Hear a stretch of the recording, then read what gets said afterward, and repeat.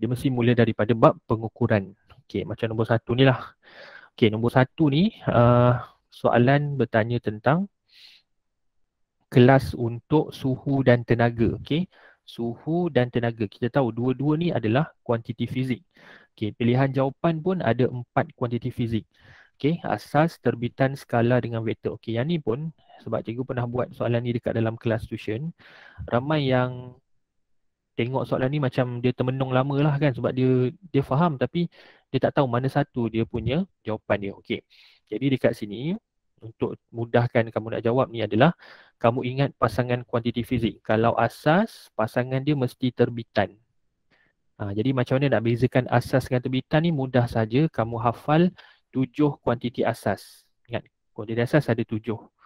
Yang apa ni dalam konteks bab 1 pengukuran tu, iaitu panjang, jisim, suhu, okey, arus elektrik, apa lagi? Masa. Okey, 1 2 3 4 5. So lagi 2, keamatan, berluminositi dan juga kuantiti bahan.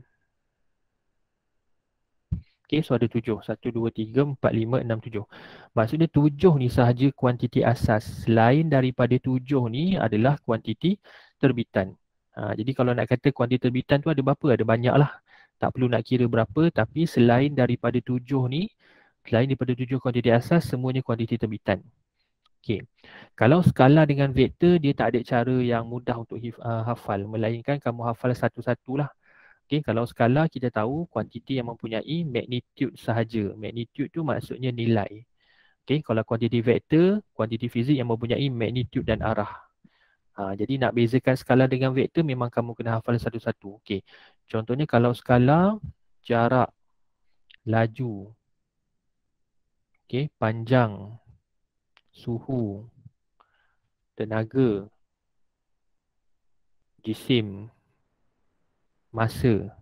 Okey, ada banyak lagi lah.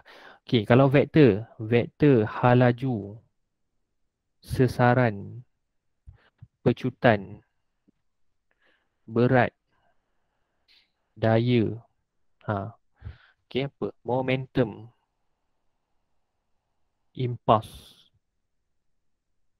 Okey, jadi nak bezakan skala dengan vektor memang kamu kena hafal apa itu skala, apa itu vektor. So itu agak kompleks sikit lah. Kalau asas dengan terbitan jadi senang. Hafal 7 je asas, selain daripada 7 tu semuanya terbitan. Okey. Jadi dekat sini kalau kita nak jawab suhu dengan tenaga. Okey, kita mungkin fikir asas atau terbitan. Okey, kita tengok suhu dah asas. Tenaga tak ada dalam 7 kuantiti asas. Jadi maksudnya tenaga tu automatik akan jadi terbitan. Jadi maksudnya sekarang ni persamaan suhu dengan tenaga adalah bukan dari segi asas yang terbitan. Dia mesti skala ataupun vektor. Jadi jawapan dia adalah C lah. Okey. Sebab dia suhu dan tenaga ni adalah kuantiti yang mempunyai magnitude sahaja. Dia tak perlukan arah. Okey, maksudnya suhu tu tak ada yang ke atas ke bawah, negatif positif, tak ada. Dia semuanya positif. Okey, tak ada suhu yang negatif. Suhu negatif tu adalah, tapi suhu tu tak ada dia punya arah dia. Okey, tak ada direction. Magnitude sahaja. Okey, boleh. Itu cara jawab soalan 1. Jadi kamu kena ingatlah, setiap kuantiti fizik tu dia akan ada sama ada asas skala ataupun asas vektor ataupun terbitan skala, terbitan vektor. Dia tak boleh macam contohlah kita ambil jisim. Okey, jisim tu asas terbitan. Tak boleh lah. Jisim adalah asas je. Okey, jadi dia mesti satu kuantiti tu boleh berada dalam dua kumpulan ni. Okey, faham Okey, so yang kedua, yang mana bukan kuantiti terbitan. Okey, bila kita tengok maksud di sini, bukan terbitan. Bila bukan terbitan, automatik akan jadi asas. Dia tak boleh lah dia kata bukan terbitan, tiba-tiba skala dengan vektor pula. Bukan macam tu kan. Sebab skala pasangan dia vektor. Kalau bukan terbitan bermaksud asas. Kalau bukan kuantiti asas bermaksud kuantiti terbitan. Okey, macam tu. Jadi nombor 2 kita kena cari kuantiti asas. Okey, frekuensi, jisim, hal laju, tekanan. Jadi jisim lah. Okey, macam tu. Boleh. Okay, so itu bab pengukuran. Dua soalan je bab pengukuran. Okay, nombor 3 ni adalah daya dan tekanan. Okay, nombor 3 ni daya dan tekanan. Okay, graf laju masa sebuah kereta bermula dari pegun. Maksudnya kereta tu pada kosong saat dia tidak bergerak. Okay, tengok kat sini lah. So, pada asalan, okay, masa kosong, hal laju kereta pun kosong juga. Graf kat situ. Okay, bila dapat soalan graf ni kelas, yang penting kamu kena lihat dia punya paksi Y dengan X tu. Paksi Y dengan X. Okey, bila graf hal laju masa, okey, bila graf hal laju masa, yang pertama kecerunan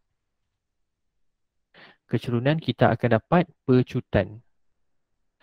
Daripada graf hal laju masa, kecerunan dapat pecutan. Yang kedua, luas bawah graf. Okey, luas bawah graf kita akan dapat sesaran. Luas bawah graf kita akan dapat sesaran.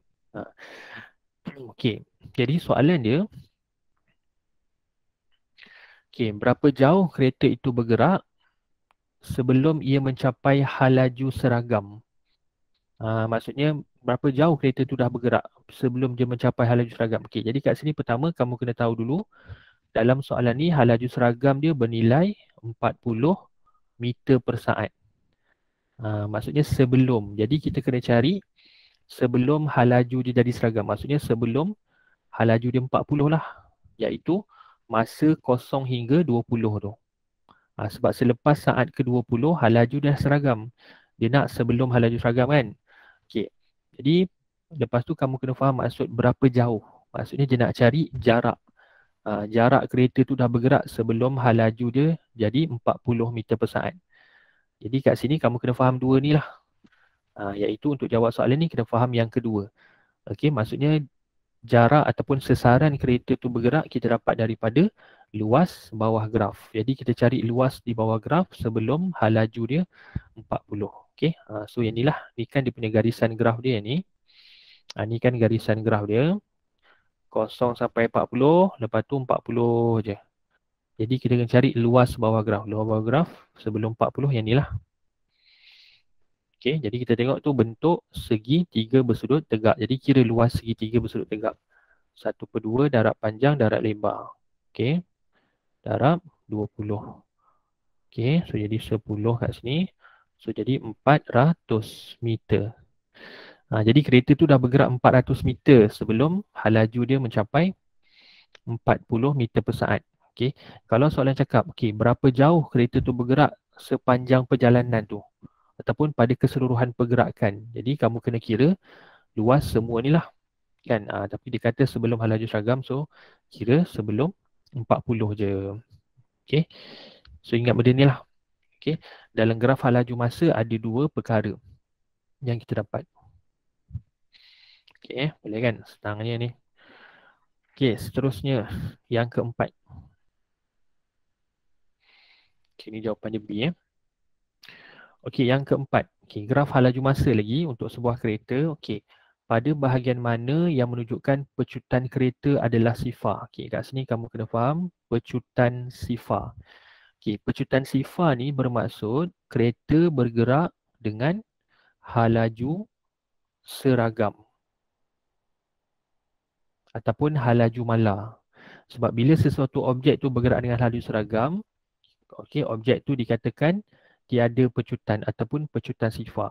Okey, kalau kamu dalam kereta, okey, hal laju seragam ni maksudnya jarum kereta tu, jarum hal laju kereta tu tunjuk pada satu nilai je. Contohnya tunjuk pada 80 km sejam kan. Jarum tu duduk dekat 80 je. Selagi jarum tu tak bergerak naik ataupun turun, sepanjang itulah kita cakap objek bergerak dengan hal laju seragam. Bila kita tekan minyak je, jarum tu naik. Kan? Jarum tu naik maksudnya hal laju bertambah. Kalau kita lepaskan minyak, jarum tu akan turun. Bila jarum turun, hal laju berkurang. Okay, mudah je nak bezakan hal laju dengan pecutan ni. Ingat situasi dalam kereta kan, kita boleh katakan semua orang pernah naik kereta lah, pernah berada dalam situasi macam tu. Okey, mungkin memandu tu tak semua lagi lah. Jadi ingat, pecutan sifar bermaksud hal laju seragam ataupun hal laju mala. Jadi graf ni pun adalah graf hal laju kan, hal laju masa. Jadi kita cari pada bahagian yang seragam lah, hal laju seragam. Jadi bahagian ST. Sebab kalau kita lihat ST tu, dia punya hal laju dia sama je. Kalau RS ni hal laju bertambah. Kalau QR pun hal laju bertambah. Okay, PQ pun hal laju bertambah. Right? So jawapan dia adalah ST. Macam tu. Okay, jadi soalan 3 dengan 4 ni adalah graf yang sama, graf hal laju masa.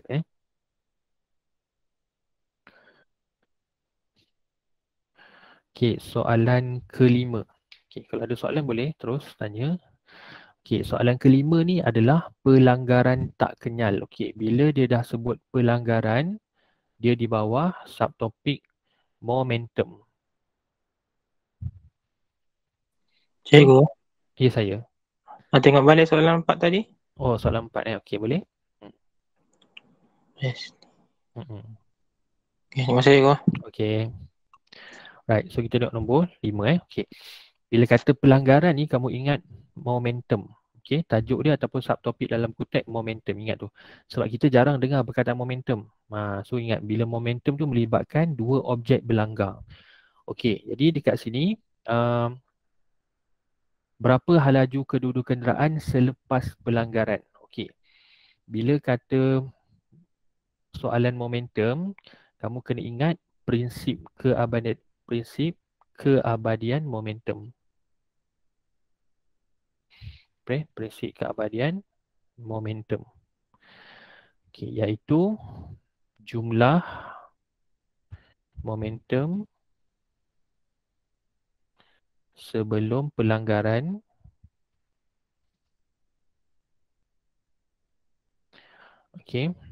sama dengan jumlah momentum selepas pelanggaran.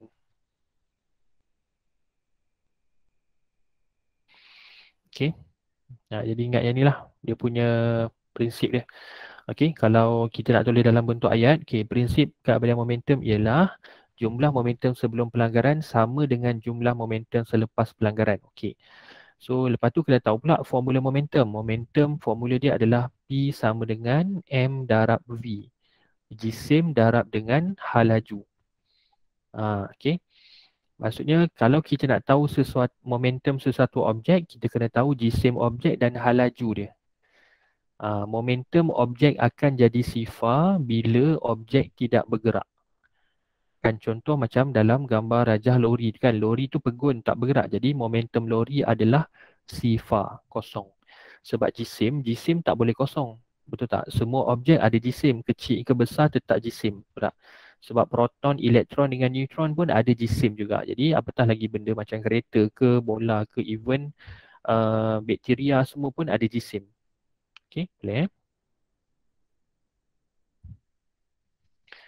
Okay, soalan objektif. Okay, yang setahu cikgu soalan objektif akan ada formula. Okay, tapi slide ni dia tak bagilah. So kalau senarai formula tu kamu boleh tengok past year question. Past year question tu memang senarai formula dia lebih kurang je. Cuma formula-formula topik yang baru je lah yang dia tak masuk. Kalau kamu tengok past year question percubaan tahun lepas kan. Ataupun kamu boleh je minta dekat cikgu fizik kamu. Biasanya dia orang dah ada dah senarai formula mana yang keluar tu. Okay, tapi kalau trial dengan SPM memang kena ada lah formula tu. Memang soalan kena bagilah.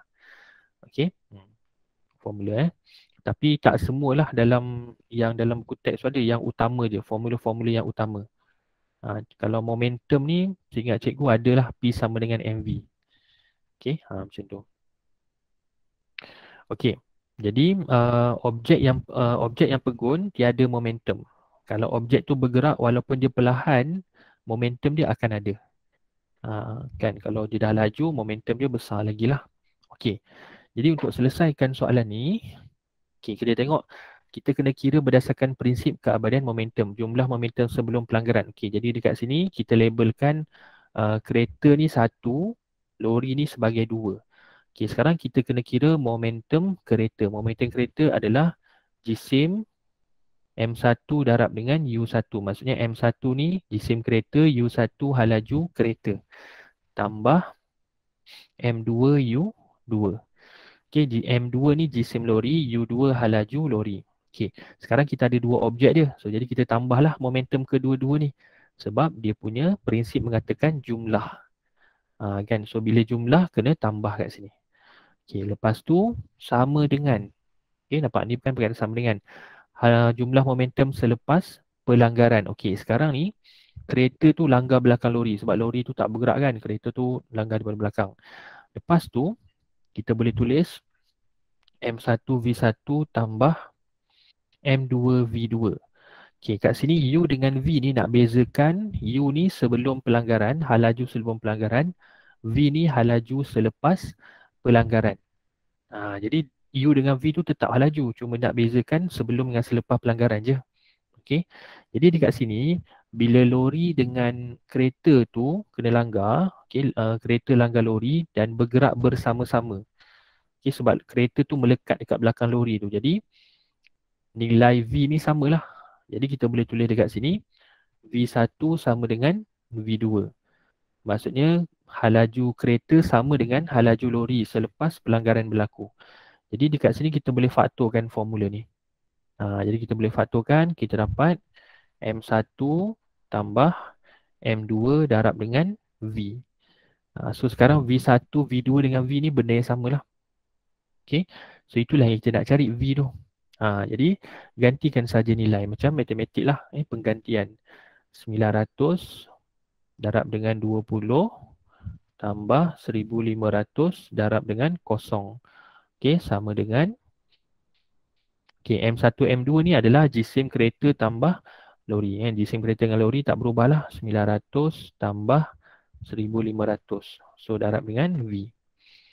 Okay, cikgu rasa sampai sini semua orang tahu dah kan kira. Ni simple je matematik. Okay. Jadikan V sebagai perkara rumus. Okay. Kat sini kalau kita nampak kan bila kita faham bila sesuatu objek tu pegun, momentum dia mesti sifar. Jadi M2U2 ni automatik akan jadi kosong. Kalau kita kira pun 1500 darab dengan kosong dapat kosong juga. Okay. Jadi jumlah momentum sebelum pelanggaran dia adalah 900 darab 20. Iaitu 18,000. Okay. 18,000 sama dengan 900 tambah 1,500. Jadi dapat 2,400. Okay, jumlah jisim dia. Jadi kita bawa turun 2,400 ni bawa turun bawah 18,000 untuk dapatkan V kan. Jadi 18,000 bahagi 2400. Jadi kita dapat 7.5. Jadi kelajuan kereta dan lori ni adalah 7.5 meter per saat. Jadi kalau kita tengok sebelum melanggar kereta tu 20 meter per saat. Selepas langgar lori yang pegun, momentum hal laju dia turun dengan mendadak daripada 20 terus turun jadi 7.5 sebab dia berlanggar lori yang pegun. Lori tu pula asalnya pegun, lepas kena langgar dengan kereta dia boleh bergerak. Kelajuan lori tu pun 7.5 juga. Okay, ibaratnya macam hal laju kereta tu dipindahkan sedikit kepada lori. Ataupun lebih tepat kita boleh katakan momentum lah. Momentum kereta dipindahkan pada lori menyebabkan kedua-dua objek tu bergerak bersama-sama. Okey, boleh. So jawapan dia 7.5. Okey. Okay, soalan momentum. Ingat. So untuk topik momentum ni antara benda yang kamu kena ingat pertama prinsip keabadian momentum tu dengan dia punya maksud dia ni jumlah momentum sebelum pelanggaran sama dengan jumlah momentum selepas pelanggaran. Okey, kemudian dia punya formula je. So dia balance lah subtopik ni. Ada definisi, ada pengiraan, ada formula. Cikgu, U tu sebelum pelanggaran ke? U ni sebelum pelanggaran. Okay, U sebelum pelanggaran, hal laju sebelum pelanggaran, V hal laju selepas pelanggaran. Okay. Lepas tu kat sini ada perkataan tak kenyal. Kalau kamu tengok buku teks form 4, dia tak ada dah letak perkataan tak kenyal ni. Okay, tak kenyal ni bermaksud selepas pelanggaran, kedua-dua objek bergerak bersama-sama. Contoh macam ni lah, kereta langgar lori ni kan. So, masa dia berlanggar, dia sentuh. Lepas dia berlanggar pun, dia terus melekat bersama. Dia terus bergerak bersama-sama. Maksudnya, dua objek tu melekat lah. Kalau pelanggaran kenyal ni dia masa berlanggar dia sentuh, lepas berlanggar tu dia bergerak berasingan. Okay, dia bergerak berasingan. Itu pelanggaran kenyal. Ingat, kenyal ni macam bola tenis. Bola tenis kita baling dekat dinding, dia melantun kan. Dia tak melekat dekat dinding tu. Okay, jadi itulah pelanggaran kenyal, dia terpisah selepas pelanggaran. Kalau pelanggaran tak kenyal, selepas pelanggaran tu dia bergerak bersama-sama. Gerak sekali lah. That's why hal laju dia sama. Okay, takut jugalah. Formula dia sama ke cikgu? Ya saya. Formula dia masih sama ke? Okey, formula kalau untuk kenyal, kalau kenyal dia jadi yang atas ni. Ni kenyal. Kalau kita faktorkan ni jadi tak kenyal. Sebelum formula dia sebelum pelanggaran sama je. M1U1 tambah M2U2. Okey, kenyal ke tak kenyal sebelum pelanggaran formula dia sama M1U1 tambah M2U2. Okey, selepas pelanggaran tu je yang jadi beza kat sini. Kalau kita faktorkan M1 M2 dengan V tu jadi tak kenyal, dia melekat. Kalau M1V1 tambah M2V2 jadi formula pelanggaran kenyal. Kalau letupan? Okey, kalau letupan. Kalau ikutkan formula dia sama. Sama dengan kenyal. Cuma letupan ni jumlah momentum sebelum dengan selepas letupan tu adalah sifar. Dia sifar. Maksudnya M1U1 tambah M2U2 ni kosong. Okey, M1V1 tambah M2V2 pun kosong juga. So, kita boleh tulis kalau letupan, kita boleh tulis macam ni. Okey, letupan kita boleh tulis macam ni. Kosong sama dengan M1V1 tambah M2V2. Kita boleh tulis macam tu. Okey, so ni letupan lah. So letupan ni, kalau kamu nak tengok bentuk soalan dia macam roket. Okey, roket naik ke atas, dia punya bahan api tu tolak ke bawah. Itu letupan. Dia mesti arah dia bertentangan. Ataupun pistol. Okey, pistol bila kita dah tembak, kita dah tarik picu dia, so peluru keluar ke kanan. Okey, contoh macam ni kan, pistol. Okey, peluru keluar dekat sini, peluru keluar ke kanan, pistol tu tersentak ke belakang. Pistol tu tertolak ke belakang. Itu letupan juga. Okey, roket pun sama. Roket ke atas, bahan api yang besar tu tolak ke bawah. Okey, ataupun katak. Okey, katak duduk dekat atas daun teratai, katak tu lompat. Okey, katak lompat ke sini, daun teratai tu bergerak ke belakang. Ingat, letupan tu dia macam tu. Dia mesti satu objek ke depan, satu lagi objek ke belakang. Okey. Okay. MU Macam mana? momentum ni unit dia apa? Apa tu? Momentum unit dia apa? Okey, momentum unit dia kilogram meter per saat. kg ms negatif 1. Sebab dia daripada yang ni M darab V kan. M unit dia kg, V unit dia meter per saat. Jadi kita gabungkan jadilah kg ms negatif 1. Itu unit SI kepada momentum. Okey, boleh So kamu kan. So kat sini kamu tahu dah momentum ni memang banyak dia punya content dia dekat dalam tu So kena study baliklah nanti lepas ni momentum. So yang cikgu bagi tahu ni yang kira macam overall lah dalam tajuk momentum tu. Okey, letupan kenyal tak kenyal. Okey, cuma kalau kamu cari perkataan kenyal dengan tak kenyal dalam buku teks dah tak ada dah lah. Sebab dia buat sekali je. Letupan ada. Okey, letupan ada. Okey. So kita terus nombor 6 Okey. Nombor 6 lagi sekali soalan graf. Okey, so kamu nampak dah populariti soalan graf ni macam mana. Okey, so ada dah setakat ni dah ada 3 kan dah selesai. 3 soalan dah soalan graf. Okey. So nombor 6 ni adalah soalan graf sesaran melawan masa. Okey, sesaran lawan masa. Okey, yang mana objek sedang bergerak dengan pecutan seragam.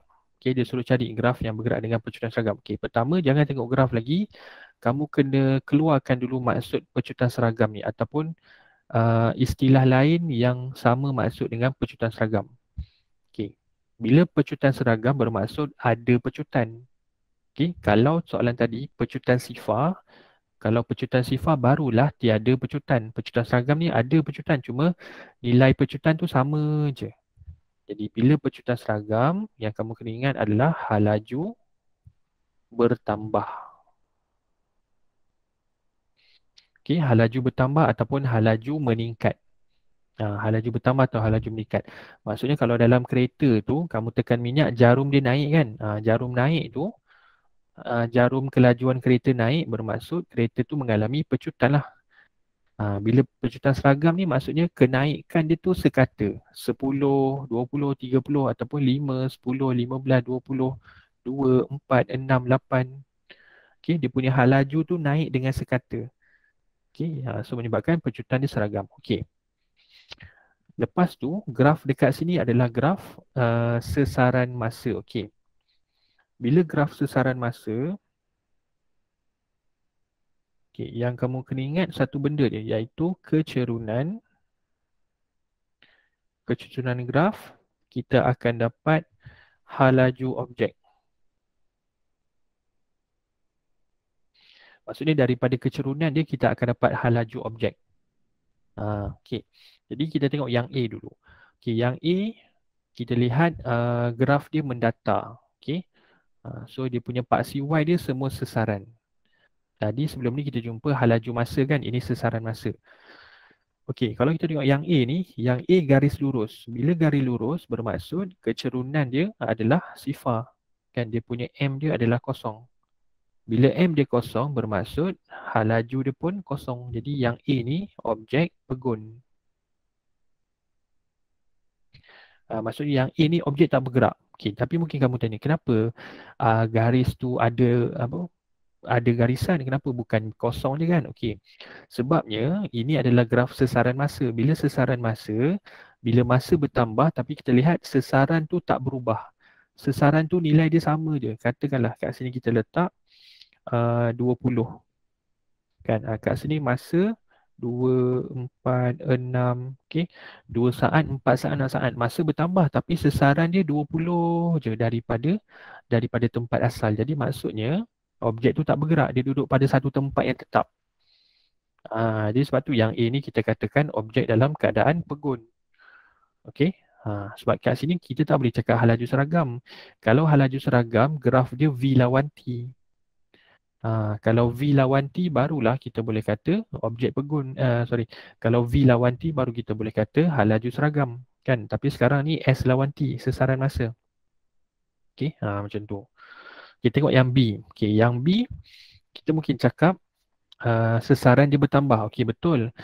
So, jadi dekat sini yang B ni pula kecerunan dia daripada garis lurus. Kan kita belajar matematik. Garis lurus, kecerunan dia ada satu nilai dia. Kecerunan dia tetap. Jadi yang B ni kita boleh katakan hal laju tetap. Ataupun hal laju seragam. Sebab kecerunan dia adalah tetap kat sini garis lurus. Bila kecerunan tetap hal laju seragam bermaksud tiada pecutan. Maksudnya yang B tu objek tu bergerak dengan hal laju seragam menyebabkan pecutan dia sifar. Tak menjawab soalan lah. Soalan nak pecutan seragam yang ada pecutan. Okay, so B pun salah jugalah. Okay. Jadi sekarang ni jawapan dia C atau D je. Okay, dua-dua ni garis melengkung. Okay, kat sini cikgu bagi tahu tips Okay, bila garis melengkung, kamu nak nampak dia punya kecerunan tu, kamu buat tangent. Okay, garisan tangent. Jadi kamu buat je tangent yang pertama kat sini. Okay, ni tangent pertama. Yang ni tangent kedua. Semua orang tahu kan tangent? Tangent adalah garis lurus yang menyentuh graf melengkung. Dia tak boleh memintas graf. Dia cuma boleh sentuh graf je. Okay, so yang ni tangent pertama, ni tangent kedua. Okay, kalau kamu lihat, tangent kedua lebih cerun daripada tangent pertama. Okay, garisan 1 dengan 2, garisan 2 lagi cerun. Jadi, kita boleh katakan dekat sini, untuk C ni, kecerunan bertambah. Okay, kecerunan bertambah. Bila kecerunan bertambah, bermaksud ada hal laju bertambah lah kat sini. Okay, hal laju bertambah. Jadi kita dapatlah jawapan dia C.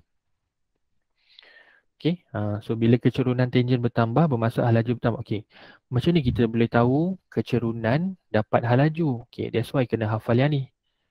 Kena hafal yang ni. Graf sesaran masa kecerunan memang akan dapat halaju. Kalau graf halaju masa pula kecerunan dapat pecutan. Okey, macam tu. Faham Okey. Okey, untuk D pula. Okey, untuk D samalah kita buat tangent.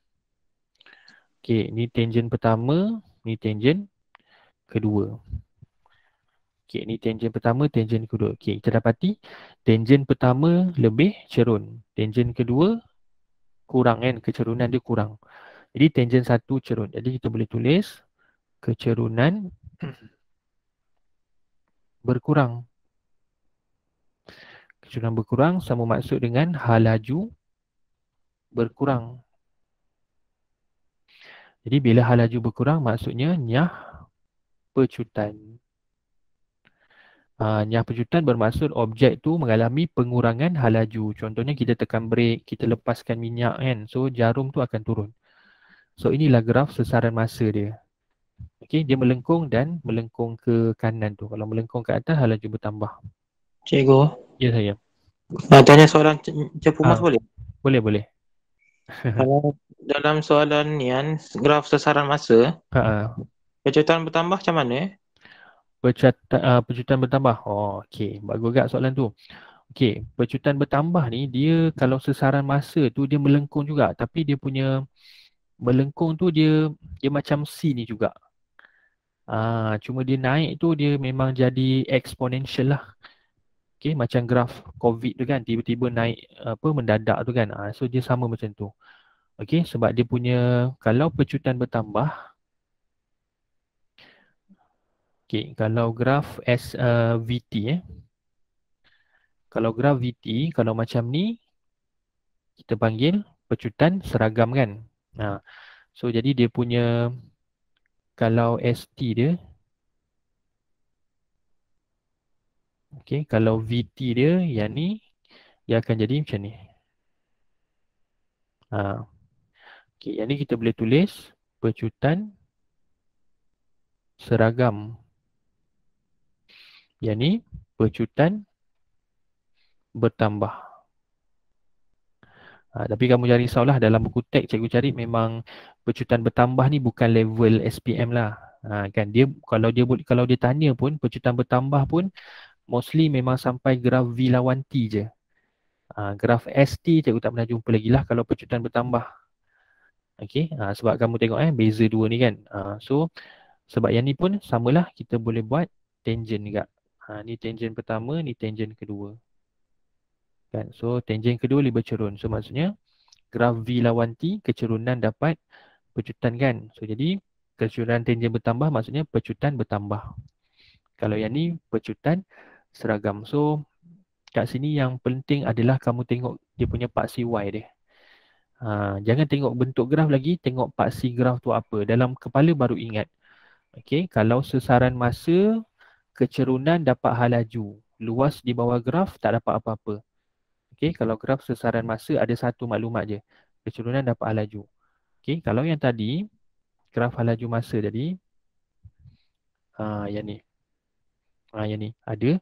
Kalau graf halaju masa dapat dua maklumat. Kecerunan dapat pecutan, luas bawah graf dapat sesaran. Okey, itulah kena ingat benda yang penting.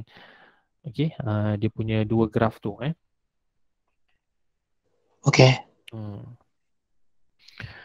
Okey. So, nombor 7. Okey, nombor 7 ni adalah soalan kegravitian. Jadi nombor 6 tadi last lah, soalan daya dan gerakan satu. Okey, kita tengok nombor 7 Okey, ada dua jasad A dan B, jisimnya M1, M2. Okey, jarak pusat A ke B adalah R. Okey. Daya F akan berkurang sekiranya, okey, soalan dia. Daya F akan berkurang. Okey. Jadi soalan ni adalah tentang hukum kegravitian semester Newton, yang mana formula dia F sama dengan G M1 M2 bahagi dengan R kuasa 2. Ini formula hukum kegravitian semester Newton. Okey. Bila kamu tahu formula ni, okey, biasanya formula utama ni dia bagilah GMM bagi R kuasa 2 ni. Okey, formula ni dapat daripada dua hubungan. Yang pertama F berkadar terus dengan M1 M2. Lagi satu F berkadar songsang dengan jarak kuasa 2 jarak. F berkadar songsang dengan kuasa 2 jarak. Okey. Jadi soalan ni nak daya F akan berkurang. Maksudnya F ni, daya graviti ni akan berkurang kalau F dengan jisim, okay, F dengan M dia berkadar terus. Jadi kalau F berkurang, M1, M2 pun mesti berkurang. Jadi kamu kena cari pilihan jawapan yang M1, M2 berkurang. So ni bertambah tak boleh, ni bertambah tak boleh. Okay. Jadi yang tinggal C dengan D. C dengan D ni adalah jarak dia bertambah. Jarak pusat ke pusat bertambah dengan berkurang kan. Okay. Kita buat pula hubungan yang ni. Okay. Daya graviti akan berkurang bila kuasa 2 jarak ni akan bertambah. Sebab F dengan R berkadar songsang hubungan dia. Berkadar songsang bermaksud satu kuantiti turun, satu kuantiti lagi naik. Kalau berkadar terus, satu kuantiti turun, satu lagi kuantiti pun turun. Kalau satu kuantiti naik, satu kuantiti naik pun berkadar terus juga. Okay, jadi dalam tajuk ubahan matematik kan, kamu ada belajar kan, ubahan songsang dengan ubahan langsung, benda yang sama. Okay, benda yang sama. Okay, jadi kat sini kita dapat jawapan dah. Daya F berkurang apabila R bertambah. Okay, so C lah jawapan dia. Okay, maksudnya daya graviti antara dua jasad ni akan berkurang bila kita jauhkan dua jasad tu. Benda macam ni pun kamu boleh ingat macam magnet juga kelas. Kan magnet kan, bila kamu dekat kat magnet, tarikan dia kuat kan. Bila kamu jauhkan magnet tu, tak rasa pun tarikan dia. Dia lebih kurang macam tu lah konsep daya graviti dengan daya magnet tu. Cikgu tak cakap sama, tapi dia cara mudah nak ingat macam tu lah. Daya graviti dengan daya magnet tu. Okay. Jadi kat sini daya graviti antara yang kamu kena ingat, daya graviti ni wujud dekat mana-mana dua objek. Cuma daya graviti tu kita kena bandingkan objek satu dengan objek dua. Baru kita senang nak buat hubungan dia. Okey, tak kisahlah objek tu kecil ke besar-besar ke kecil besar ke, akan wujud daya graviti. Okey, cuma macam biasalah daya graviti tu akan kuat bila jisim dia besar. Contohnya bumi dengan matahari. Okey, bumi dengan bulan kan, dua-dua jisim tu besar kan. So daya graviti dia lagi kuat lah. Even kamu dengan duduk sebelah kawan kamu dalam kelas pun, itu pun ada daya graviti sebenarnya. Cuma nilai dia sangat-sangat kecil. So kita tak rasalah tarikan kita dengan kawan sebelah tu. Okey, sebab jisim kita rendah. Walaupun jarak kita dekat kan, tapi jisim kita rendah. Okey, itulah daya graviti. Sebab tu dia dipanggil sebagai daya semester. Dia memang naturally dah ada dah. Okey. Okey, nombor 8. Okey, nombor 8, budak lelaki memusingkan seketul batu secara mengufuk. Okey. Kalau ikutkan konsep nombor 8 ni adalah daya memusat. Okey, centripetal force. Okey, centripetal force. Okey, banyak sukan contohnya macam lontar tukul besi. Okey, lontar tukul besi pun sama juga. Bila dia pusingkan tukul besi atas kepala dia tu, akan wujud daya memusat. Mana-mana objek yang bergerak dalam bentuk bulatan. Maksudnya pergerakan objek tu, okey, dia bergerak dalam orbit ataupun laluan bulatan, kita panggil objek tu mengalami daya memusat. Yang mana daya tu dia sentiasa bertindak ke pusat bulatan. Dia punya F tu Okey, soalan dia, apa berlaku kepada batu jika benang putus secara tiba-tiba? Benang putus, apa berlaku kepada batu tu? Okey, jadi kalau kita pandang daripada atas kan, dia macam ni lah. Okey, so ni batu tu. Okey, so yang ni dia punya orbit batu tu lah, ataupun laluan batu tu bila dia pusing. Okey, so yang ni dia punya tali dia lah. Tali dia bersambung ke pusat. Okey, so bila tali ni putus, katakanlah ni putus kat sini. Jadi batu tu akan terpelanting secara tangent. Batu tu akan terpelanting pada arah garisan merah ni. Kalau batu tu putus masa berada dekat sini, okey, ni tali dia pergi ke sini, jadi batu tu akan terpelanting ke sini. Secara tangent lah dengan orbit dia tu. Kalau batu tu duduk dekat sini, tali dia putus, so batu tu akan terpelanting ke sini lah. Okey. Sebab bila tali tu putus, maksudnya daya memusat tu dah tak ada dah. So dia terpelanting ke arah tangent lah. Okay. So pilihan yang tepat adalah D. Terbang mengikut garis tangent lintasan bulatan. Okay. Kalau kamu tengok A, berpusing menjauhi budak itu. B, terus menjauhi budak lelaki itu. Okay. Kalau ikutkan A dengan B ni betul lah. Batu tu dia akan menjauhi budak tu. Tapi disebabkan ada jawapan D yang lebih tepat. C ni memang confirm salah lah. Terbang terus mendekati kan. Batu tu akan menjauhi budak tu lah. Budak tu duduk kat tengah. C ni memang confirm salah. So A dengan B ni betul. Tapi disebabkan D ni ada jawapan yang lebih tepat. So kita pun tahu kan bila objektif ni adalah pilih jawapan yang paling tepat. Bukannya jawapan yang betul je. Kadang betul-betul tapi dia ada lagi yang paling tepat. Okay. So D lah jawapan dia. Okay, boleh. Daya memusat, centripetal force. Okay, right. Nombor 9. Manakah antara yang manakah benar mengenai satelit geopegon? Okay. Kat sini ada dalam buku teks dia cerita panjang lebar tentang ni. Okay. Satelit geopegon adalah satelit yang sentiasa berada dekat atas permukaan sesuatu negara. Okay, maksudnya satelit geopegon tu dekat mana bumi berputar, satelit tu akan duduk atas tempat tu je. Ibaratnya macam satelit tu dengan bumi tu tak bergerak. Dia akan follow je. Kalau bahagian bumi tu malam, satelit tu pun malam. Bahagian bumi tu siang, satelit tu pun siang juga. Faham sebab dia satelit tu sentiasa menghadap dekat permukaan bumi yang sama. Okay, boleh. Itu geopegon. Kalau bukan geopegon, satelit tu dia biasanya lebih laju daripada putaran bumi ataupun lebih perlahan daripada putaran bumi. Sebab dia tak duduk atas negara yang tetap kalau bukan geopegon. Okey, boleh. Jadi bila satelit geopegon, okey, dia punya tempoh peredaran mengelilingi bumi dia adalah 24 jam. Sama dengan putaran bumi pada paksinya. Okey, so jawapan dia kat sini kamu akan dapat apa? Bergerak dalam arah sama putaran bumi, betul, daripada barat ke timur. Okey, bumi berputar daripada barat ke timur, jadi satelit geopegon pun bergerak dalam orbit barat ke timur. Okey, tempoh putarannya 1 hari. Okey, betul. Orbitnya sentiasa atas khatulistiwa bumi. Okey, yang ni dalam buku teks dia tak cerita khatulistiwa bumi, tapi bila cikgu Google memang betul lah. Okey, geostationary satellite dia akan sentiasa berada dekat atas bahagian khatulistiwa. Okey. Ia tidak mengalami sebarang tarikan graviti. Ini salah lah. Okey, dia akan adalah tarikan graviti. So jawapan dia 1, 2, 3. Okey, so inilah A jawapan dia. Okey, antara contoh satelit yang sifat dia geopegon adalah satelit Miasat. Okey, Miasat ni lah satelit yang memancarkan siaran astro dekat rumah kita tu. Siaran yang memancarkan astro tu ada. Oh sorry, cikgu lupa pula ada soalan tadi. Bumi pun ada daya memusatkan. Ya betul. Okey.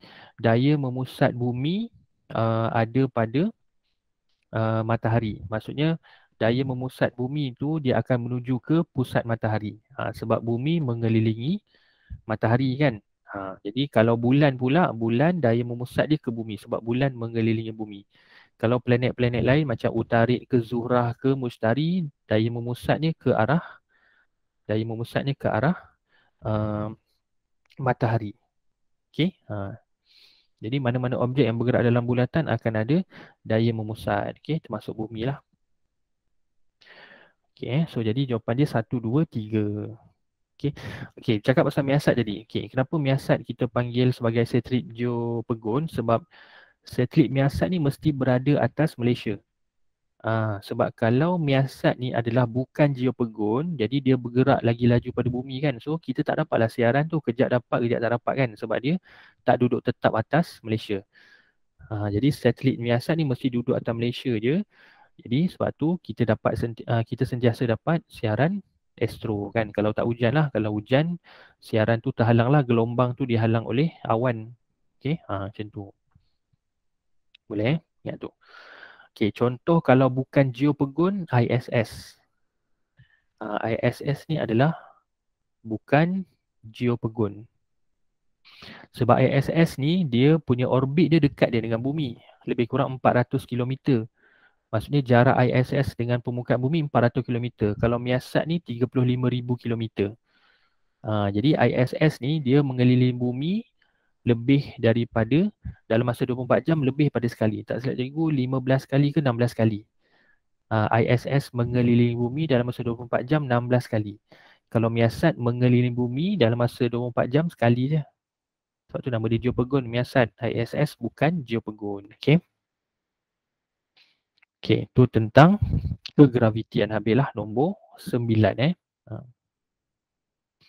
Okey, nombor 10. Okey, nombor 10 ni tajuk haba bab haba. Okey, susu sejuk dituangkan ke dalam kopi panas. Okey. Kopi yang dalam cawan tu, susu kotak tu lah. Okey, susu sejuk, kopi panas. Okey, katakanlah kopi ni 80 darjah Celsius, susu ni 10 darjah Celsius. Okey. Jadi pernyataan mana yang betul apabila campuran itu berada dalam keseimbangan terma? Okey, campuran maksudnya susu campur dengan kopi. Okey, kat sini dia nak dalam keseimbangan terma. Okey. Bila dalam keseimbangan terma, kedua-dua campuran tu mempunyai suhu yang sama. Okey. Lepas tu konsep yang kamu kena ingat adalah macam ni. Okey, suhu yang paling rendah 10, suhu yang paling tinggi 80 kan.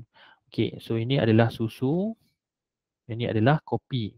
Okey, bila kita campurkan dua cecair ni, dua bahan ni, suhu akhir dia mesti antara 10 dengan 80. Ni suhu campuran.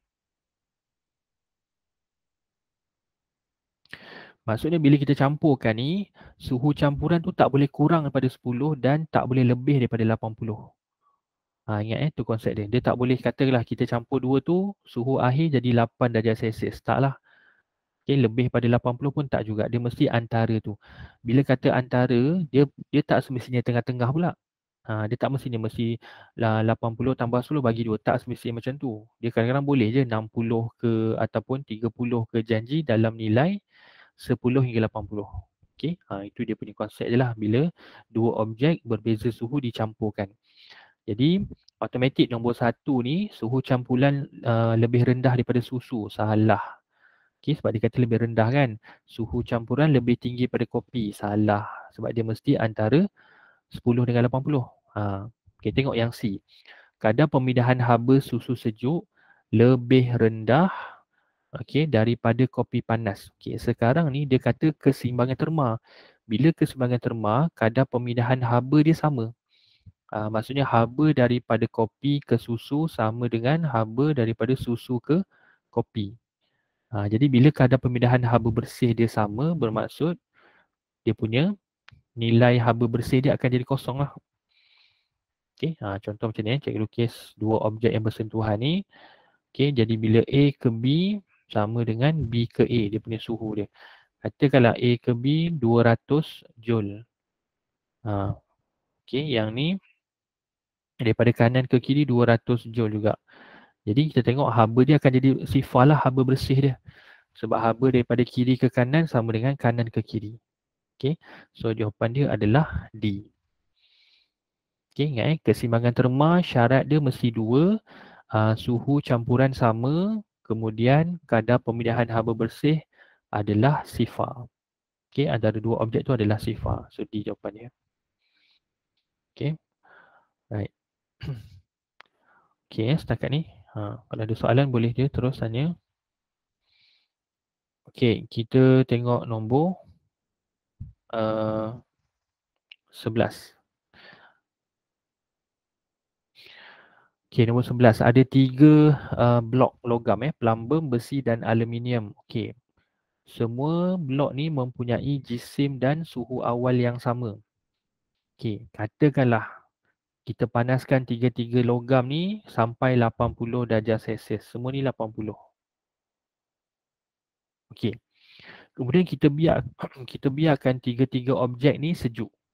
Maksudnya bila sejuk, objek ni ataupun bahan ni membebaskan haba. Dan kita biarkan dia sejuk. So dia akan bebaskan haba lah. Okay. Muatan haba tentu berbeza. 130, 460 dengan 910.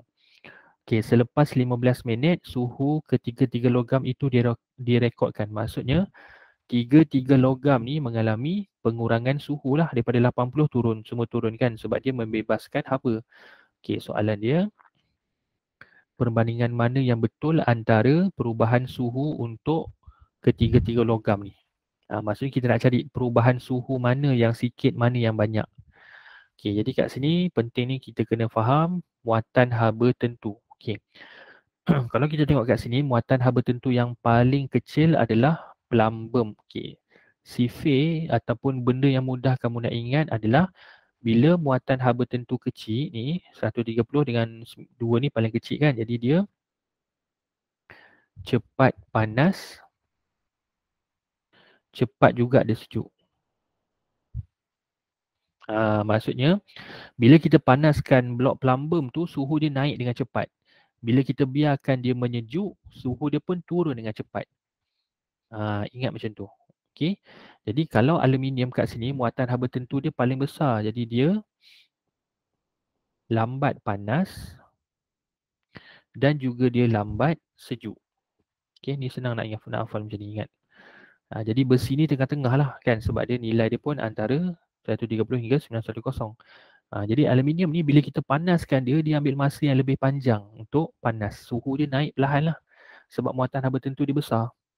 Okey, bila kita biarkan dia menyejuk, sama juga suhu dia turun dengan perlahan. Jadi kat sini selepas 15 minit kita dapati suhu plumbum ni yang turun dengan cepat sebab muatan haba tentu dia rendah. Katakanlah selepas 15 minit plumbum ni dah jadi 30 darjah Celsius. Kan contohlah ni cikgu just ambil nilai random lah. Okey, blok besi ni 50 darjah Celsius. Okey, aluminium ni mungkin 60 darjah Celsius. Jadi maksudnya pengurangan blok plumbum tu lebih banyak dalam masa 15 minit disebabkan muatan haba tentu dia yang rendah. Okey, dia perlu bebaskan 130 joule dia, suhu dia dah turun 1 darjah Celsius. Dia bebaskan lagi 130, turun lagi. Kalau aluminium dia kena bebaskan banyak. Nak tunggu dia bebaskan 910 tu dah ambil masa dah kan. Jadi kamu ingat dia punya sifir yang mudah tu. Muatan haba tentu rendah, cepat panas dan juga cepat sejuk. Muatan haba tentu besar, dia lambat panas, lambat juga dia sejuk. Okey. Jadi kat sini untuk jawapan dia adalah apa? Jawapan dia adalah A lah. Okey, A. Sebab perubahan suhu plumbum lebih banyak berbanding besi dan aluminium. Aluminium ni perubahan yang paling sikit. So, theta P lebih besar daripada theta Q. Sebab kalau kita tengok sini, theta P berapa? 50. Okey, theta Q 30. Yang ni 20 kan. So, 50 lagi besar lah pengurangan dia. Sebab plumbum ni cepat sejuk. Okey. So, A jawapan dia. Okey, 12. Okey, rajah menunjukkan lengkung pemanasan suatu bahan. Okey, tajuk haba lagi. Kenyataan mana yang betul tentang haba yang diserap oleh bahan itu? Okey, kat sini dia dah mention haba diserap. Maksudnya bahan tu menyerap haba. Sebab tu nama dia lengkung pemanasan. Kalau lengkung penyejukan, bahan tu membebaskan haba. Okey, boleh? Itu asas dia punya konsep tu, bebas serap haba tu. Okey, kita tengok PQ Okey, PQ ni bahan dalam keadaan pepejal. Okey, sebab P tu suhu dia rendah, dia naik sampai Q. Okey, pada QR tu barulah takat lebu. Jadi dekat QR ni dia adalah takat lebu. Okey, lepas tu R tu bahan tu dah jadi cecair sepenuhnya. Jadi R sampai S cecair tu dipanaskan. Jadi suhu cecair bertambah. Daripada R sampai S. Bila sampai S apa? Ini kita panggil takat didih. Sebab dia jadi ini cecair. Ini pepejal. Okey, yang ni selepas T ni dia jadi gas. Okey, itu So PQ pepejal, RS cecair. Selepas T tu dah jadi gas. Okey, kita tengok dia punya penerangan dia. Okey, PQ, menguatkan ikatan antara molekul bahan. Menguatkan ikatan. Okey, tengok PQ ni adalah pepejal. Okey, bila pepejal tu dipanaskan, maksudnya suhu pepejal tu akan naik. Okey, P suhu dia rendah, Q tu naik kan, sampai dekat Q naik. Jadi bila kita panaskan suatu pepejal, sepatutnya getaran molekul makin bertambah. Dia bukan dia pasal ikatan, dia punya molekul sendiri yang bergetar. Okay, so jadi A ni salah lah. Sebab dia punya penyataan dia menguatkan ikatan kan. Menguatkan ikatan ni sepatutnya untuk bahan yang dibeku kan. Maksudnya bahan cecair dibekukan jadi pepejal. Itu baru menguatkan ikatan. Okay, sekarang pepejal dipanaskan. Sepatutnya PQ ni getaran molekul bahan semakin bertambah. Okay, so yang ni A ni salah lah. Dia punya penyataan dia. Okey, tengok QR. QR kita tahu QR bahan dalam keadaan melebur, takat lebur. Okey, dia punya ayat dia memutuskan ikatan antara molekul. Okey, kalau ikutkan istilah memutuskan ni kurang tepat. Sepatutnya dia melemahkan. Sepatutnya QR tu melemahkan. Maksudnya kita tahu kan pepejal susunan dia rapat-rapat. Kan?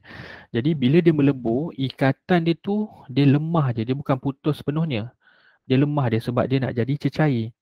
Kan cecair dia punya ikatan dia tu ada cuma tak sekuat macam pepejal. Pepejal bentuk dia tetap, so ikatan dia kuat kan.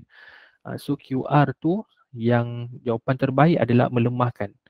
Sebab cikgu cakap macam tu sebab dalam kutip memang ada nyatakan pada bahagian peleburan ikatan antara molekul tu dilemahkan. Dalam kutip tulis macam tu. So cikgu confident lah untuk jawab untuk bagi tahu kamu sebab kalau ikut yang lama memang memutuskanlah ikut KBSM. Tapi kalau KSSM dia kata memutuskan dia sebab bahan cuma melebur daripada pepejal ke cecair. Okey. Jadi B ni dia kurang tepat je lah. Dia kurang tepat. Dia tak adalah kata salah 100%.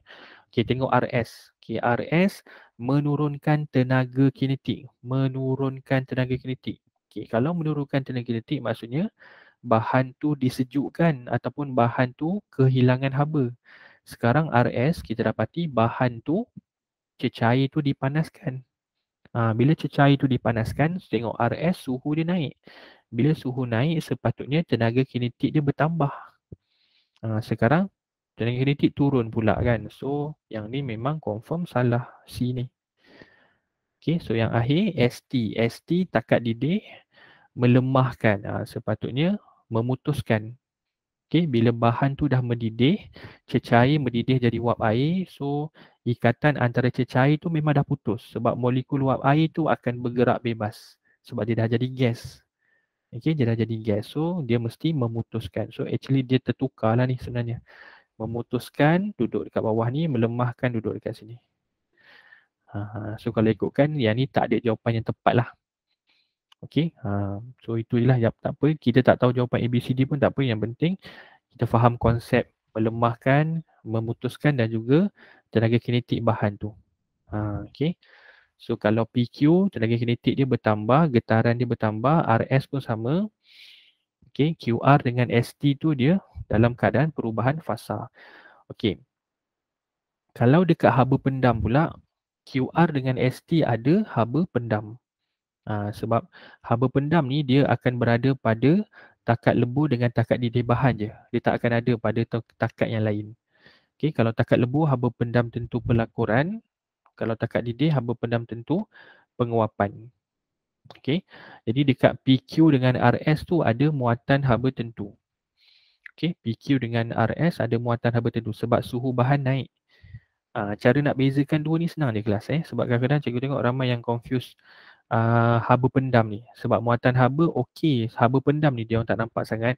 Sebab haba pendam ni dia suhu bahan tu tak berubah. Sepanjang dalam proses haba pendam tu, bahan tu tak berubah suhu. Tapi bahan tu serap haba. Okey, serap haba ataupun bebaskan haba, cuma suhu dia tak berubah. Sebab tu nama dia pendam kan, dia tak tunjukkan dari segi nilai suhu tu ataupun perubahan suhu dia tak tunjuk. Okey. Jadi kamu ingatlah haba pendam akan ada pada takat lebur dan takat didih je, dua ni je. Bergantung pada bahan tu lah. Kalau kita ambil air ataupun ais, takat lebuh kosong, jadi dekat situ ada haba pendam tentu pelakuran. Bila air mendidih, haba pendam tentu penguapan. Okey. Bila suhu bahan naik atau turun tu, itu ada muatan haba tentu. Okey, boleh So itulah beza dia. Dalam haba pendam, suhu tak berubah. Muatan haba, suhu berubah tapi fasa dia tetap. Kalau dia cecair, cecair dia. Kalau pepejal, pepejal dia. Itu muatan haba tentu. Kalau haba pendam pula, dia berubah fasa. Pepejal jadi cecair, cecair jadi gas. Okey, dan sebaliknya lah. Kalau dia membebaskan haba. Okey, itu soalan haba. Right. Soalan 13 adalah gelombang. Baru masuk gelombang. Okey, soalan dia berapa frekuensi? Okey, kat sini frekuensi kita tak boleh dapat terus daripada graf. Sebab dia kalau nak dapatkan frekuensi kena tahu dulu tempoh. Okey. Jadi dekat graf ni kita boleh dapatkan tempoh sebab graf ni adalah sesaran melawan masa. Okey. Kalau graf gelombang pula yang penting kamu tengok pasi X. Kalau graf halaju tadi tu, graf bab daya dan gerakan, kita tengok pasi Y kan. Graf gelombang kena tengok pasi X yang penting. Okey, bila pasi X dia masa, kita akan dapat tempoh dan juga amplitude. Dua ni je. Daripada tempoh pula baru dapat frekuensi. Dengan formula F sama dengan 1/T. F sama dengan 1/T. Okey, jadi daripada graf ni kita boleh dapat tempoh dululah. Okey, cara nak cari tempoh adalah kamu cari dua titik serupa yang berturutan. Okey, kalau kamu ambil dekat kosong ni, okey, titik yang dekat sini kamu kena cari titik serupa yang berturutan.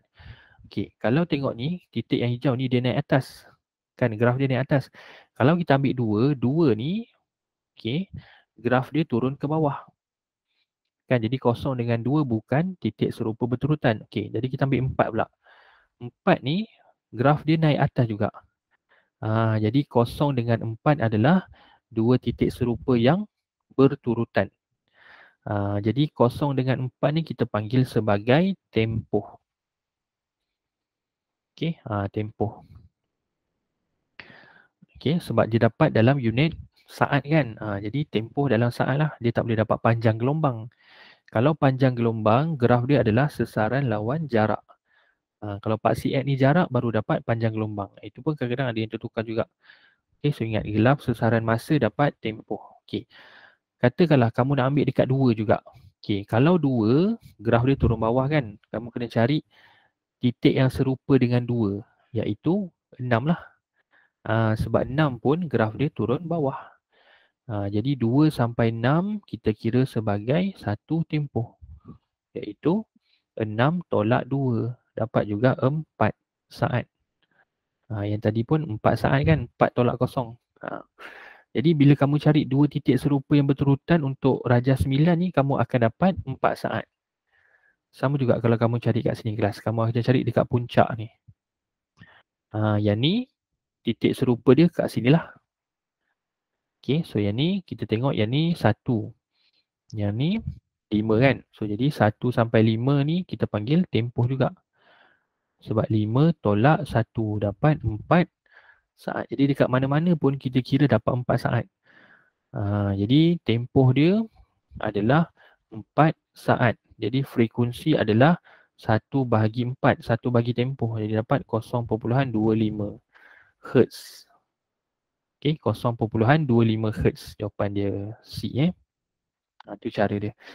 Jadi maksudnya kat sini frekuensi tak boleh dapat terus daripada graf. Dapat daripada graf dapat terus tempoh dulu. Dan dapat frekuensi masuk dalam formula 1/tempoh. Cikgu. Ya saya. Maksudnya dalam graf ni ada 2 kali gelombang. 2 kali gelombang. Okey, dalam graf ni ada 2 tempoh. Bukan 2 tempoh, maksudnya kita boleh kira 0 hingga 4 satu tempoh, 4 hingga 8 satu tempoh. Kiranya 0 hingga 8 tu 2 tempoh lah. 2 period of oscillation. Dia bukannya 2 gelombang ke apa. Sebab dia paksi X dia adalah masa kan. Okey. Kalau kita nak kata panjang gelombang kalau paksi dia macam ni. S lawan D. Bentuk graf dia sama je. Kalau macam ni boleh kita dapat lambda, iaitu sini sampai sini. Ini kita boleh namakan 1 lambda. Ataupun puncak sampai puncak kita boleh katakan 1 lambda juga. Sebab this one is distance. So bila distance dapat wavelength lambda. Okay, kalau paksi X dia masa, time, kita dapat period ataupun tempoh. So itulah, jangan tukar. That's why cikgu cakap tengok paksi X. Kadang bentuk graf dia sama. Okay. Cuma cara nak ambil tempoh dengan wavelength tu, tempoh dengan panjang gelombang dekat dalam graf tu sama. Kena cari 2 titik serupa berturutan. Cuma bezakan dia adalah paksi X dia. Kalau dia paksi X dia masa, dapat tempoh. Kalau paksi X dia jarak, dapat lambda, panjang gelombang. Okay, satu. Alright. So 14. Okay, 14 yang mana menunjukkan gelombang membujur. Okay. Longitudinal wave. Kita nak cari longitudinal wave. Okay, kat sini longitudinal wave ni, kalau dalam makmal kamu buat eksperimen yang guna spring slinky tu, kamu tolak dan tarik. Kamu tolak dan tarik spring slinky. Okay, kalau gelombang membujur ni, jawapan dia C lah. Okay, sebab kita tolak dan tarik spring slinky tu. Bila kita tolak dan tarik, spring tu akan ada kawasan mampatan dan juga renggangan berselang-seli. Mampatan tu maksudnya spring tu rapat-rapat. Renggangan tu spring tu jauh-jauh. Jadi yang rapat-rapat ni adalah mampatan, yang jauh-jauh ni renggangan. Mampatan, renggangan, mampatan. Okay, compression dengan rarefaction. Compress dia rapat-rapat kan. Okay. Kalau yang D ni, yang D ni pula dia akan menghasilkan kawasan ni lah, puncak. Okay, puncak lembangan, puncak lembangan. Okay, jadi jawapan dia C lah. Kalau D ni kita panggil gelombang melintang. Okay, kalau C ni gelombang membujur.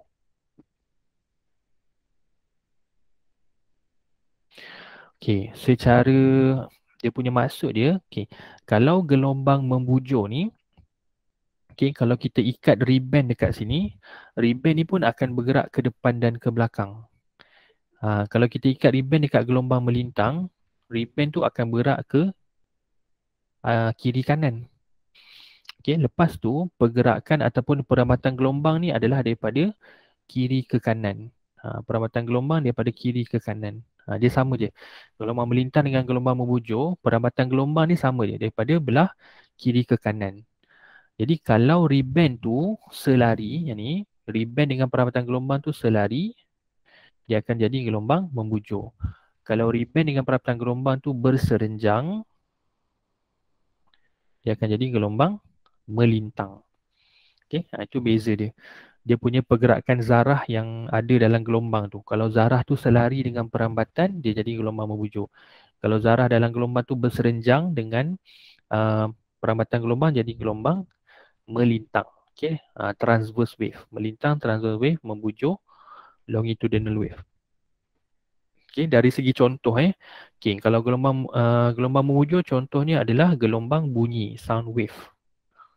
Kalau gelombang melintang ada banyak. Gelombang air, gelombang cahaya, gelombang elektromagnet.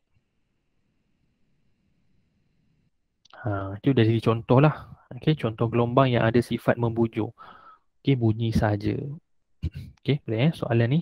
Kalau kita tengok A dengan B. A dengan B ni dua-dua gelombang melintang. Sebab A cahaya, B gelombang air kan. Cahaya dengan air gelombang melintang. Okay.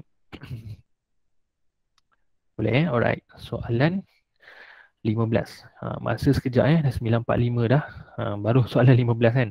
Okay, tak apalah. Yang penting satu-satu soalan tu kamu faham kan. Kita bukannya nak kejar habis malam ni juga kan. Memang tak sempat lah. Okay, so soalan 15. Okay, gelombang air berubah apabila merambat dari kawasan cetek ke dalam. Kawasan air cetek ke air dalam. Okay, jadi fenomena ini adalah kita panggil sebagai apa? pembiasan. Okey. Cikgu rasa ni semua tahu. Okey. Cuma yang cikgu nak tekankan kat sini dalam gelombang kita akan kaji biasanya 3 contoh gelombang ni. Okey. Pembiasan Okey, kalau gelombang air, pembiasan disebabkan oleh kedalaman. Contohnya air daripada laut bergerak ke pantai. Kan laut dalam kan? Laut dalam bila bergerak ke pantai, kedalaman air berkurang. So that's why lah gelombang daripada laut ke pantai tu dia mengalami pembiasan. Sebab gelombang bergerak dari gelombang air bergerak daripada kawasan dalam ke kawasan cetek. Jadi sebab tu kalau kita tengok dalam satelit pun, kita nampak gelombang air banyak menuju, pembiasan gelombang air banyak menuju ke kawasan tanjung. Kawasan tanjung tu kawasan yang daratan dia yang pergi ke lautan tu. Lagi satu kawasan teluk. Kan kawasan teluk ni air dia lebih tenang. Sebab banyak tenaga gelombang pergi ke tanjung. Jadi dekat teluk tu dah tak banyak, ombak dia tak kuat macam dekat tanjung. Jadi dekat teluk tu sesuai untuk kawasan mandi-manda. Okey, jadi itu bukti bahawa pembiasan air disebabkan oleh faktor kedalaman yang berbeza, sama ada cetek ke dalam ataupun dalam ke cetek lah. Okey. Yang kedua, cahaya. Gelombang cahaya berlaku disebabkan perbezaan ketumpatan optik. Okey, ketumpatan optik, optical density. Yang ni kamu belajar daripada sains dulu kan. Cahaya bergerak daripada kawasan yang tumpat ke kurang tumpat. Itu cahaya lah tu. Tumpat tu maksudnya ketumpatan optik lah untuk cahaya. Sebab ada juga yang beranggapan pembiasaan air disebabkan oleh perbezaan ketumpatan. Itu kurang tepat lah bagi cikgu. Sebab pembiasaan air disebabkan oleh kedalaman yang berbeza. Bukan ketumpatan air yang berbeza. Okey, kedalaman. Dan gelombang yang ketiga adalah bunyi. Bunyi adalah perbezaan ketumpatan. Ketumpatan je. Kalau cahaya, ketumpatan optik. Jadi kat tiga-tiga ni lah kamu kena bezakan. Yang cikgu nak highlight kan yang air ni. Sebab yang macam cikgu cakap tadi lah. Ada yang ingat pembiasaan air disebabkan oleh perbezaan kawasan ketumpatan. Bukan dia kedalaman. Sebab tu kat sini dia guna perkataan ni. Cetek dengan dalam. Bukan dia cakap tumpat dengan kurang tumpat. Okay. Itu pun dah nampak dah hint dia. Sebabkan oleh perbezaan kedalaman. Okay, kalau tengok pada darjah 10 ni, kita nampak gelombang air tu terbias menjauhi normal. Okay, normal yang ni normal tu dia mesti berserenjang dengan ni. Okay, garisan putus-putus ni bukan normal. Garisan putus-putus ni adalah sempadan kawasan cetek dengan kawasan dalam. Garisan normal yang ni. Garisan normal mesti berserenjang dengan kawasan cetek dengan dalam. Itu garisan hijau tu adalah garis normal. Jadi gelombang air datang daripada cetek, masuk ke dalam, dia terbias menjauhi normal. Kan, kalau mendekati normal, dia pergi ke sini. Kalau macam ni, baru mendekati normal. Okay, so disebabkan dia pergi ke atas, so dia menjauhi normal lah yang ni. Cikgu, Ya saya. kalau cahaya terbalik kan, dia mendekati normal dalam. Macam mana? Cahaya, okey. Ketumpatan yang tinggi dia mendekati kan. Ya betul. Betul. Kalau cahaya dia macam ni.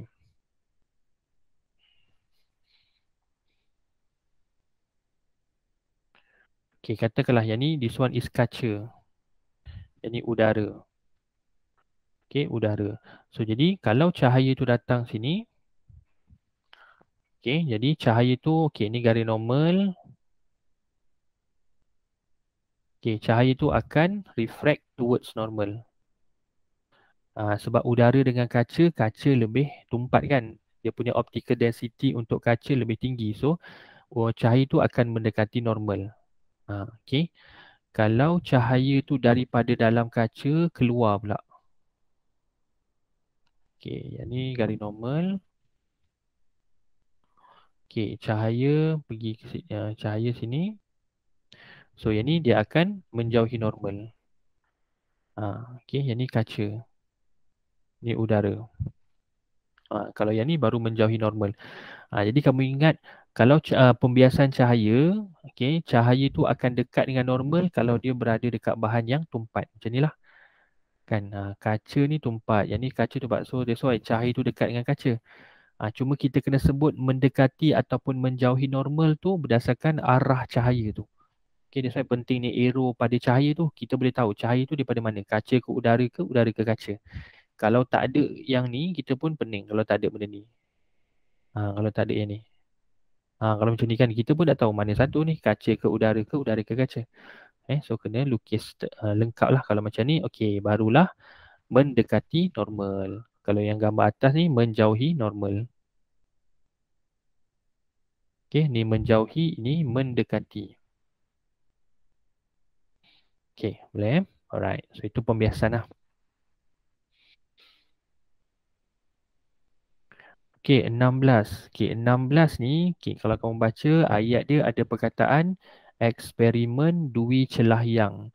Bila kata dui celahyang dia automatik kamu kena ingat interference cahaya. Eksperimen interference cahaya. Sebab dia gunakan perkataan dui celahyang. Bukannya interference bunyi, bukan interference air. Interference cahaya. Okay, ini soalan pengiraan. Okay, jarak antara dui celah dengan skrin ialah 1 meter, panjang gelombang 5, 10, -7. Berapa jarak antara dua celah? Okay, so bila interference, kamu kena ingat formula yang ni. Lambda sama dengan A darab dengan X bahagi D. AX bahagi D. Okay. Maklumat yang dah bagi kat sini adalah jarak dua celah dengan skrin tu adalah D. Maksudnya nilai D 1 meter dah dapat dah. Okey, kemudian dia dah nyatakan adalah panjang gelombang 5 darab 10 -7. So automatik yang ni jadi lambda. Okey. Berapa jarak antara dua celah? Jarak antara dua celah tu adalah A. So yang kita dah ada lambda dengan D, yang kita nak cari A. Satu benda yang tak nampak lagi dekat ayat ni adalah X. Okey, X tu kita dapat daripada rajah 11. Okay, X kita dapat daripada rajah 11. Okay, so kita nak kira X. Okay, X tu jarak antara jalur cerah ke jalur cerah yang seterusnya. Okay, kalau kita ambil kat sini. Okay, sekarang dia bagi 0.05 tu daripada sini kan. Okay, jadi kita kira jalur sini cerah sampai cerah ni baru kira 1. Walaupun dah ada dua jalur cerah tu, tapi kita nak kira X. X tu satu jalur cerah ke jalur cerah yang berikutnya. Jadi ada 1, 2, 3, 4, 5. Kalau kita kira jalur cerah tu ada 6. 1, 2, 3, 4, 5, 6 kan. 6 jalur cerah. Tapi X tu adalah jarak jalur cerah ke jalur cerah yang seterusnya. Ataupun jalur gelap ke gelap yang seterusnya pun dikira X juga. Maksudnya sini ke sini pun kita kira X juga lah. Okay. Jadi kita dapat dah X kat situ. Jadi 5X sama dengan 0.05. Jadi X sama dengan 0.01. Kalau kita ambil 0.05 tu X salah lah. Dia adalah 0.01 je sebab dalam 0.05 tu ada 5X. Okay. Jadi kita jadikan A perkara rumus. Okay. AX sama dengan lambda darab D. A sama dengan lambda darab dengan D bahagi X. So kamu ganti je. Okay, lambda 5 darab 10 -7 darab dengan 1 bahagi 0.01. Cuba kira. Nampak tak? 5, 10 -7. Okay, bahagi 0.01. Jadi dapat apa? 5 darab 10 -5. Okay, so A lah jawapan dia. Okay, macam tu je soalan ni. Cuma itulah cikgu faham lah. Kadang-kadang formula kan. Tapi kalau interference ni, formula ni dia bagi dalam exam. Cuma kena kenal lah nak ambil mana A, X dengan D tu. Lambda tu. Okay, kadang-kadang dah tahu tapi tersilap pula kan ambil 0.05 tu X. Kan? So kena kira dalam tu ada 5X kan. Macam tu. Okay, alright. So kita tengok 17. Okey. Okey, 17 tajuk cahaya cahaya dan optik. Okey, satu sinar cahaya bergerak dari kaca menuju ke udara. Sudut genting kaca ialah 44 darjah. Okey, lintasan ABCD yang mana menunjukkan sinar cahaya yang betul. Okey. Jadi dekat sini kita dapati cahaya tu bergerak daripada kaca nak pergi ke udara. Jadi kita kena ingat kaca ni adalah bahan yang tumpat. Ketumpatan optik dia besar. Udara ni kurang tumpat. Maksudnya ketumpatan optik udara adalah lebih rendah daripada kaca. 50 ni kita panggil sebagai I, iaitu sudut 7. Okey, incident angle. Okey, 50 tu sudut 7. Dan 44 ni pula dia dah mention dah sudut genting. Okey, jadi 44 ni adalah C. Simbol dia C, critical angle. I, sudut 7, incident angle. Okey, jadi dekat sini kamu kena ingat subtopik pantulan dalam penuh. Okey, sebab soalan 17 ni tentang pantulan dalam penuh. Pantulan dalam penuh. Okey, jadi kat sini yang kamu kena ingat, okey, bila untuk darjah 12 ni kita dapati I lebih besar daripada C. Sebab I 50, C 44. Jadi bila I lebih besar pada C, okey, pantulan dalam penuh berlaku. Maksudnya cahaya daripada kaca tu terpantul balik dalam kaca. Jadi bila kata pantulan dalam penuh, cahaya yang dipantulkan adalah D lah jawapan dia. So jawapan dia D. Okey. Yang ni kamu kena ingat. Bila I lebih besar pada C, pantulan dalam penuh. Macam mana pula kalau I sama dengan C? Sudut 7 cahaya sama dengan sudut genting bahan. Okey. Kalau I sama dengan C, cahaya tu akan keluar dekat lintasan C. Yang ni lah lintasan C yang ni. Okey, kalau I sama dengan C, cahaya tu akan keluar pada sempadan udara dan kaca tu. Okey, kalau I kurang daripada C, dia akan keluar dekat B. Iaitu dia akan terbias menjauhi normal. Kalau yang A ni memang confirm salah. Sebab A ni dia mendekati normal. Bukan. Sebab cahaya daripada kaca ke udara. Bila kaca ke udara, dia mesti menjauhi normal. So A tu confirm salah. Sebab A tu mendekati normal. Ya, ada soalan? Pantulan dalam peluh mesti tumpat ke kurang tumpat kan? Yes, betul.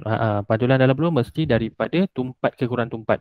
Kalau kurang cahaya tu daripada kurang tumpat ke tumpat, dia tak akan berlaku pantulan dalam penuh. Sebab syarat pantulan dalam penuh mesti ada dua. Cahaya mesti bergerak daripada tumpat ke kurang tumpat. Yang kedua, sudut 7 mesti lebih besar daripada sudut genting. Okey, sudut 7 cahaya tu dalam bahan yang tumpat tu mesti lagi besar pada sudut genting bahan tumpat tu. Kalau sama ataupun kurang, dia tak jadi pantulan dalam penuh. Okey, dia masih lagi jadi pembiasan. Cuma yang D tu je pantulan dalam penuh. Okey, ingat yang ni. Dia punya 3 syarat ni. Okey, alright. So itu 17. Okey, 18. 18 ni tajuk cahaya dan optik. Okey, pembentukan imej oleh kanta cembung. Okey, convex lens. Okey, berapa jarak fokus bagi kanta? Jarak fokus juga dikenali sebagai panjang fokus. Simbol dia adalah F. Okey, simbol dia adalah F. Okey, kat sini kita lihat. Okey, imej di sebelah kanan, objek di sebelah kiri. Okey, jarak imej dengan kanta cembung ni 30 cm. Okey, jadi jarak imej juga kita punya simbol sebagai V. Okey, V. Jadi untuk kira jarak imej daripada kanta sehingga jarak imej daripada jarak objek daripada kanta ke objek. So maksudnya 30 ni kita panggil sebagai jarak imej. Okey, yang ni jarak objek. Okey, jadi kat sini kita dapati jarak objek hanyalah 6 cm kan. 36 tolak 30. Okey. Jadi jarak objek juga dikenali sebagai U. Okey. Jadi macam halaju awal, halaju akhir lah. Kan, U halaju awal, V halaju akhir. Itu dalam tajuk daya dan gerakan. Kalau dalam tajuk cahaya, U dengan V ni sebagai jarak objek dan jarak image. Jadi U dengan V ni sentiasa partner lah. Okey, sentiasa partner.